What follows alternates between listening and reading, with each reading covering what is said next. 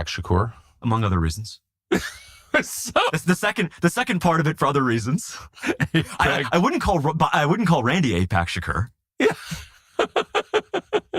that is just too funny. You don't need to be an economist to see what's happening. The dollar is in trouble. It's getting weaker. It's sad, but we're not in charge of it. So we have to respond appropriately in ways to protect our families. When paper money dies, it's going to be replaced by programmable digital currency or gold. Gold survives. The same Americans who think they're protecting themselves with gold are the ones getting ripped off by big gold dealers. After we left corporate media, we got offered tens of millions of dollars to promote gold companies. How'd they get the money to spend that much on marketing? Because they're scamming their customers. We didn't want anything to do with that. So we sought an honest broker, and together we formed a precious metals company that you can actually trust. It's called Battalion Metals. At BattalionMetals.com, we publish actual spot prices. We're totally transparent about the VIG, what we take, and we treat everyone with honesty. So if you've been watching what's happening, you know it's not just about money, it's about sovereignty and holding something that endures and cannot be manipulated or taken from you. So if you've been waiting for the right time to act, this is it. Visit BattalionMetals.com.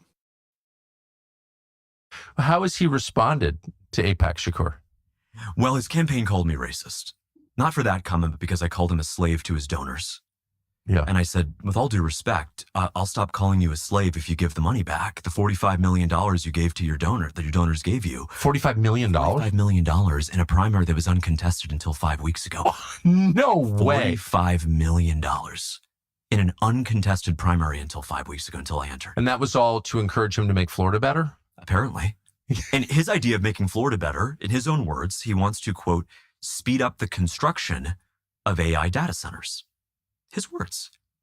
He said in a private meeting with donors, I have a friend of mine who was there, and he said, what do you think about Fishback's proposal to ban Blackstone from buying single-family homes and forcing us to rent as opposed to own? And what Byron told the donor in that meeting is that Blackstone bailed the economy. They saved us in the financial crisis. They deserve to be able to buy those homes. That's capitalism. That was his response. And I say, look, the goal here is we need to look out for our own people. When a family of four is getting outbid by $1,500 by a private equity firm that's taking Chinese money at the capital gains rate, as opposed to the rate that you and I pay and everyone else pays. They pay half the tax. They pay half. Carried interest. 20%. And he thinks that because of what Blackstone did, which they didn't actually do, what Blackstone allegedly did in 2008 gives them cover to run roughshod over all of us and to take homes from under our feet. And this is not a hypothetical thing. This is happening right now. Byron said that? Byron said that to a donor. Because what I have said, Executive Order number 3, is that I would ban Blackstone, any private equity firm, any Airbnb speculator, and any foreign national from buying a single family home in this state of Florida. You don't get to have a right to our homes. If you or I were to go to Canada right now and buy a single family home, we would legally be prohibited from doing so. Because say what you want about Trudeau or Carney, I guess they got the memo that Canada is for Canadians. America's for Americans. And I don't think it's okay that a Chinese national or Russian national or an Israeli national can come here and outbid a family that's known this state for 2-3 generations and say, you know what, that home that you wanted to buy to get married to your wife and to have 3 kids, that's not available anymore because a foreign national wants to vacation here for 5 weeks out of the year. Man, you're spinning me up. Getting mad just hearing this. What kind of reaction do you get when you say that? Very positive. I'll tell you one. Yeah, I bet you do. Well, I get a very positive reaction because I think, and you've pointed this out, I loved your speech at AmFest because you recognized that America First is not owned exclusively by any party. Of course not. In fact, if you went out and polled that very question, that framework that you put out, which is the American government should exclusively look out for the interests of its citizens, 90% of not just Republicans, of literally everyone would agree with that statement. Yes. And so what I was amazed by is we had a meet and greet in Tampa Bay this past weekend, and we had 50 or so people RSVP'd. Over 200 showed up, and a dozen on their way out said, I wasn't even a Republican. I'm an independent. I'm a Democrat. I am changing my party affiliation so I can vote for you in the primary. Because just like South Carolina, I know you had Paul on recently, just like South Carolina, Florida is a red state. The next governor, mathematically, will be a Republican. Trump won the state by 13, Ron DeSantis by 19. The next governor is going to be a Republican. The question is, what kind of Republican, Tucker? Yeah, I mean, if it's the Republican who laughs at dead children, I'm not voting Republican.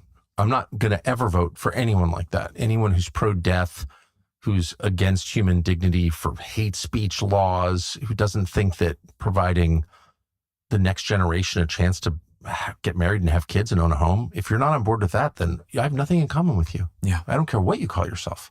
That's right. And I think this idea of the party labels has become a hall of mirrors. That's for sure. Right? What you see isn't what you get. I mean, by the way, Byron Donalds, as of right now, still endorses Randy Fine's re-election bid, despite that starve away comment. And they tried to cancel you for having a conversation with a certain someone. He's literally endorsing a member of Congress who told innocent children who were literally starving on video to starve away.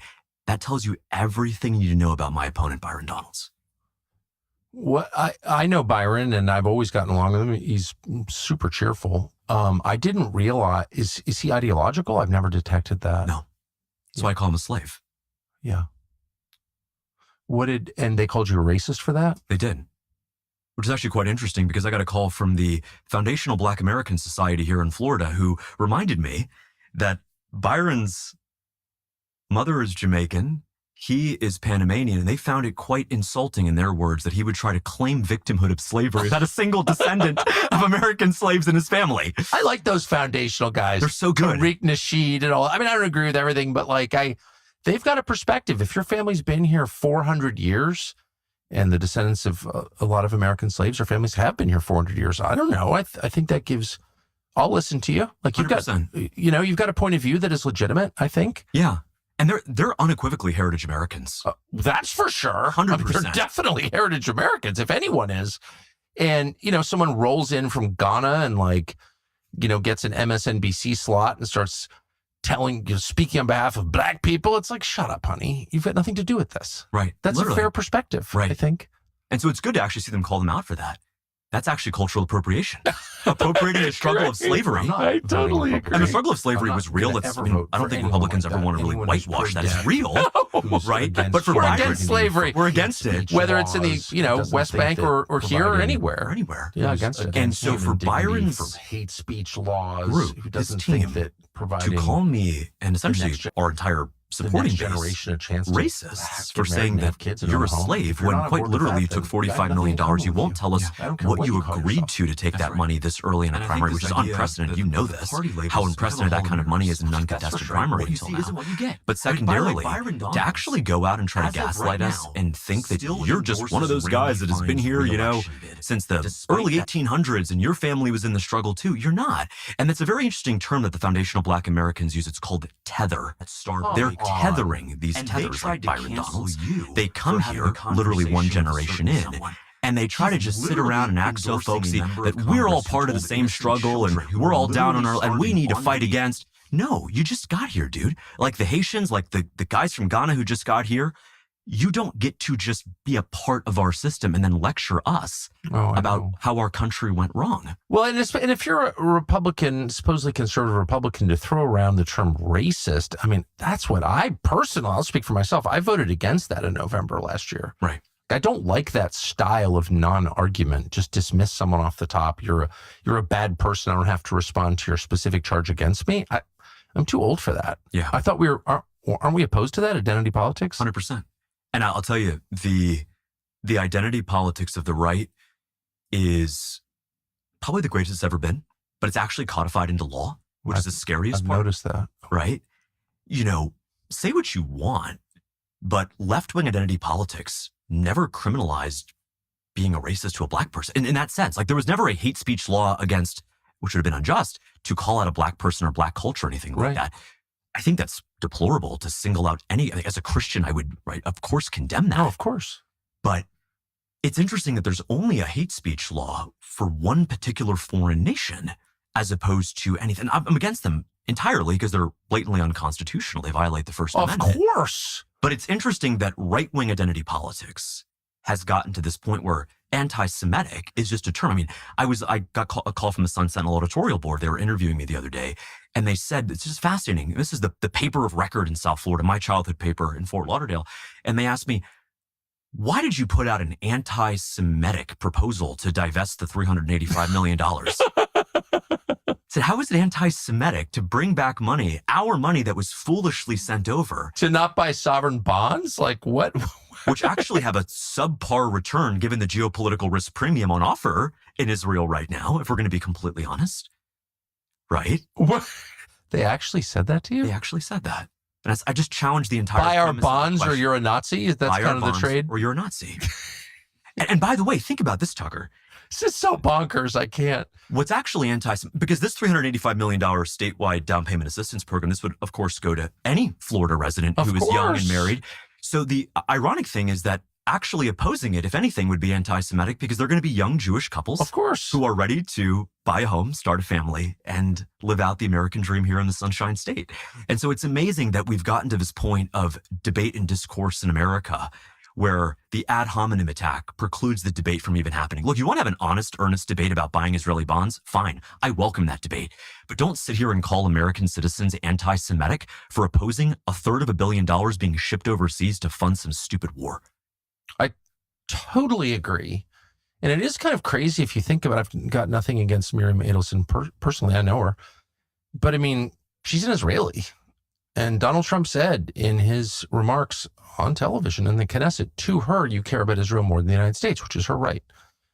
But how is she a huge player in my country, not her country, my country's politics? Like, how is that allowed? If there was some Chinese guy, and he was pretty open about caring a lot more about the CCP than he cares about the United States, it would not be cool to take money from him. And that person would not be allowed to get on TV and be like, I don't like what you're saying about my actual country, therefore I'm going to drown you in gambling money. From China. Yeah. From Macau, yeah. Yeah. Well, can you imagine, like, the equivalent? What is going on? Right. Why do we think this is normal? Talk about foreign interference in our elections. But it's a two-tiered system of foreign interference. Because remember Jack Ma from Alibaba? Very well. Right? Can you imagine if Jack Ma was running around telling NBC News he was going to fund political candidates? Well, exactly. How outraged? He would literally get investigated by the DOJ on some made-up money laundering charge. Yes, that is right. Moved some comma the wrong way and it's suddenly wire fraud under the Commerce Clause, right? But think about it. Can you imagine how repulsed we would all rightly be if Jack Ma or some Ukrainian or Russian oligarch was openly, flagrantly being involved in U.S. politics? That's totally bonkers. So when you call, has Byron taken money from AIPAC? Yes. So that's why AIPAC Shakur. Yes. I just like I'm only that. factual with these things. Because it's very funny. Did that go over well? It went over very well. It went over very well. I think people like it. I think people I don't try to take myself too seriously. And, I think we're not allowed to. We're not allowed to. Gen Z was such an important part of the president's victory last year. Yes. And they feel betrayed by a lot of these Trump advisors and what they've chosen to prioritize and not. I can see why. And when I've met them, and I've met them where they are at their universities, whether it's UF a couple weeks ago, I'll be at FSU in just a couple weeks from now, their number one frustration is that, look, they don't want to be lectured anymore. They got a degree. They got good grades. They got good test scores. They didn't study gender studies or Black intersectionality. They did the STEM thing that Republicans told them to do. Yeah, learn to code. Learn to code. And now they say, you know what? Amazon, Google, FedEx, no, those jobs aren't available for you, you pesky Americans. You want paid time off. You want to go to church on Sunday. We're going to give those jobs to an entire new class of foreign serfs known as the Indians and the Chinese. And we're not going to even interview you for those positions. They don't even pretend that the Chinese or the Indians are smarter. They're not. They don't speak our language. No. They have no skin in the game. They're not smarter, actually. They're not at all. Oh, I know. And so the issue then becomes, do we actually have a labor market that is utterly rigged against American citizens? The answer is yes. And you know that by virtue of the H-1B program. These tech companies, it's not as if they've stopped hiring. Generally, they've stopped hiring Americans because they can bring in all this cheap foreign labor. My belief is that a market-based wage is always going to attract the best labor. I agree with 100%. Well, that's the promise of the market, right? It is. And someone like Ben Shapiro to come out at AmFest in one of the side panels and he said, I want white men to stop complaining and get off the couch because there are jobs that are available. No. Here's the truth, Ben. When you say that, you say the Americans won't work these jobs. No, Ben Shapiro, they won't work these jobs at the slave submarket wages that you are offering them. You offer someone here in my state an honest wage for an honest day's work, they'll take that every single time and they'll show up, but they'll take off on Sunday to praise our Christian Lord. It's funny to see, I never mentioned Ben Shapiro because I don't think about him very often, but on those moments where you see what somebody really thinks, just kind of, if you talk long enough, you reveal what you really think. It's always been my view. Ben Shapiro's total disdain and loathing for white Christian men is every bit as real, every bit as bristling with hostility as any kind of college Democratic Socialist of America leftist. Yes. It's exactly the same. It's just like he just hates them. He hates them. Why? So it's probably because, I mean, there's a lot of reasons, but I think that entire class of people doesn't have a real solution and in fact has profited on the demise of all of this. And it's not just young white men, it's young black women who literally studied engineering and said, you know what, I want to go get a job working on this bridge. No, that job, that's not available for you anymore. That job was given to an Indian.